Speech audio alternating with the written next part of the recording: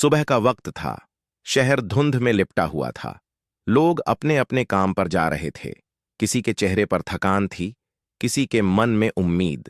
पर इन्हीं चेहरों के बीच एक चेहरा ऐसा भी था जो बाहर से बिल्कुल साधारण दिखता था, लेकिन अंदर से बहुत कुछ सह चुका था। उसका नाम था रवि।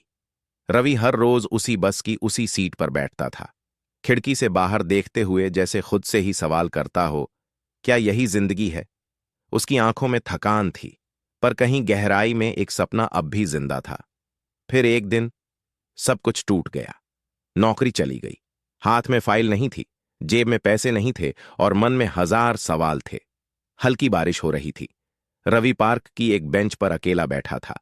बारिश सिर्फ उसके कपड़ों को नहीं भिगो रही थी, उसके सपनों को भी भिगो रही थी। उसे लगा अब सब खत्म हो गया।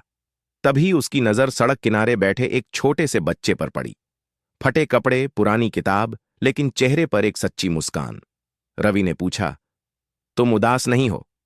बच्चे ने मुस्कुराकर कहा, नहीं अंकल, कल फिर कोशिश करूंगा। वो एक वाक्य रवि के दिल में उतर गया। उसी पल कुछ बदल गया। रवि समझ गया, जिंदगी मौका नहीं देती, जिंदगी हिम्मत देखती है। उस रात रवि ने एक फैसला लिया। उसने बच्चों को पढ़ाना शुरू किया।